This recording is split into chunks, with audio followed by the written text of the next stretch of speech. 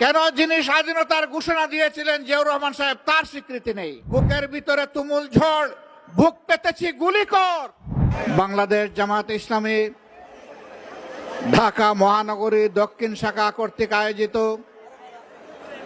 প্রিয় বাংলাদেশের ৫৪তম স্বাধীনতা দিবসের প্রাক্কালে বিজয় মিছিল পূর্ব এই সমাবেশের সম্মানিত সভাপতি, মহানগরী দক্ষিণের সম্মানিত আমির, কেন্দ্রীয় নির্বাহী পরিষদের অন্যতম সদস্য জননেতা জনাব নুরুল ইসলাম বুলবুল, মঞ্চে বসা বাংলাদেশ জামাতে ইসলামীর অন্যতম নির্বাহী পরিষদ সদস্য বিশিষ্ট আলেমে দ্বীন জনাব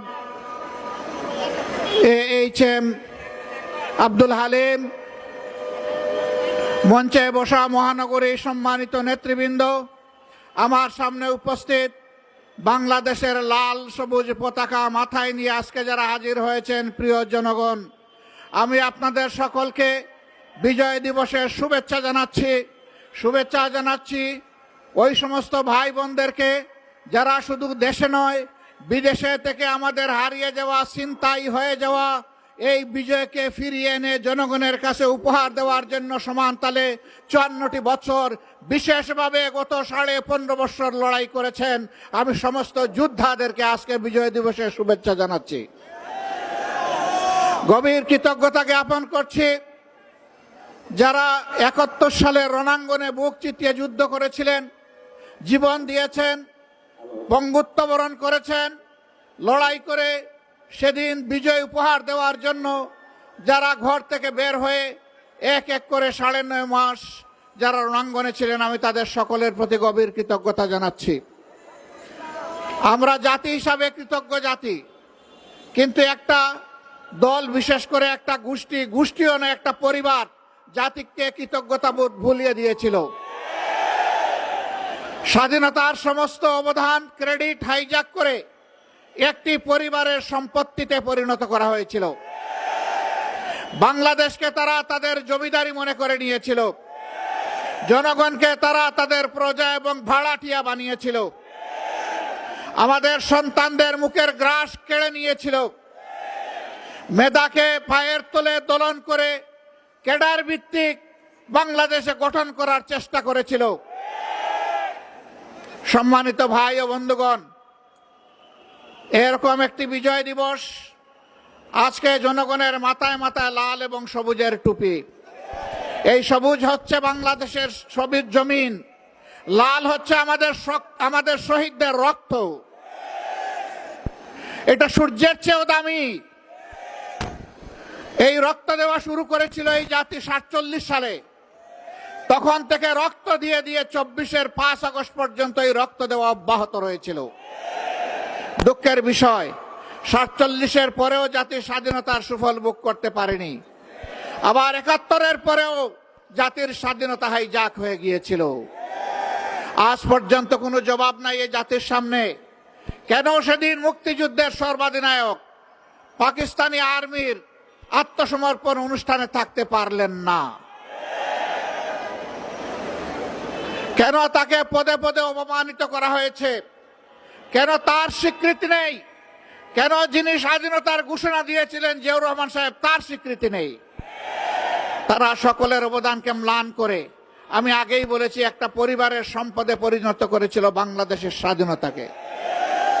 মুক্তিযুদ্ধের চেতনার নামে তারা জাতিকে শোষণ করেছে, ধোঁকা দিয়েছে, জাতির উপর জুলুম করেছে, জাতির অধিকার কেড়ে নিয়েছে, জাতিকে দাসে পরিণত করেছিল। বিশেষভাবে অভিনন্দন জানাই যে লড়াই শুরু হয়েছিল ৭২ সাল থেকে সত্যিকারের স্বাধীনতার সুফল ভোগ করার জন্য, জনগণের হাতে স্বাধীনতার সুফল তুলে দেওয়ার জন্য। সেই লড়াইয়ের একটা পর্ব সমাপ্ত হয়েছে ২৪-এর ৫ই আগস্ট। এই ২৪-এর লড়াইয়েও জনগণকে নিজ দেশের স্বৈর শাসকের হাতে জীবন দিতে হয়েছে। তারা জনগণের জীবনকে পাত্তাই দেয়নি। গুলি করেছে মাটি থেকে, গুলি করেছে আকাশ থেকে, গুলি করে জনগণের বুক ঝাঁঝরা করে দিয়েছে। এই লড়াইয়ের প্রতীক হচ্ছে শহীদ আবু সাইদ। হাতের মধ্যে কোনো আগ্নেয়াস্ত্র ছিল না, বোমা ছিল না, ককটেল ছিল না, খালি হাতে আরেক হাতে রাবারের একটা স্টিক নিয়ে সে দাঁড়িয়েছিল। সে বলেছিল, বুকের ভিতরে তুমুল ঝড়, বুক পেতেছি, গুলি কর। সেই জ্বরটা কি ছিল? সেই জ্বর কি একা তার ছিল? নিশ্চয়ই না। বাংলাদেশের অধিকার কেড়ে নিয়ে, জনগণের অধিকার কেড়ে নিয়ে জনগণকে যে দাসে পরিণত করেছিল, সেই ঝড় তার বুকের মধ্যে ছিল। এত রক্ত, এত ত্যাগ, এরপরে আমরা যেটাকে বলা হচ্ছে দ্বিতীয় স্বাধীনতা, এই স্বাধীনতার প্রতি সম্মান দেখানো এখন আমাদের নাগরিক এবং জাতীয় দায়িত্ব। জীবন দিয়ে যারা বিদায় নিয়েছে তারাও আমাদের জাতীয় বীর। এই লড়াইয়ের ময়দানে দেশে বিদেশে যারা শরিক হয়েছে তারাও আমাদের জাতীয় বীর। আমরা জাতীয় বীর দেখে আমাদের উচ্চ শিখরে রেখে তাদেরকে আমরা সম্মান জানাতে চাই। জাতীয় বীরদের এই অবদান কোনো ব্যক্তি, কোনো পরিবার, কোনো গোষ্ঠী, কোনো দলের লাল লোলুপ দৃষ্টির সামনে এটা যেন হারিয়ে না যায়। বাংলাদেশের জনগণকে পাহারা দিতে হবে। আপনারা পাহারা দিতে পারবেন? 24 ঘন্টা, 365 দিন, বছরের পর বছর, যুগের পর যুগ, শতাব্দীর পর শতাব্দী সেই পাহারার জন্য আমাদেরকে তৈরি হতে হবে ইনশাআল্লাহ।